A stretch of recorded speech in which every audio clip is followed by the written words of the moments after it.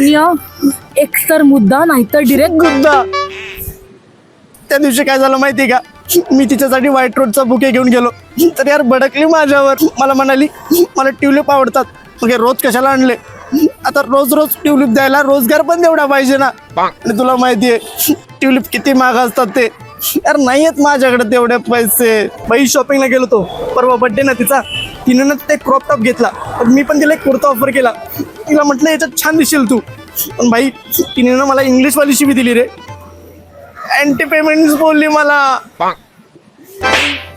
नवरात्रीत दांडिया खेळायला जाऊ म्हणाली, पण तुला माहिती ना मागच्या वर्षीचा किस्सा, डायरेक्ट डोळ्यात दांडिया केला होता.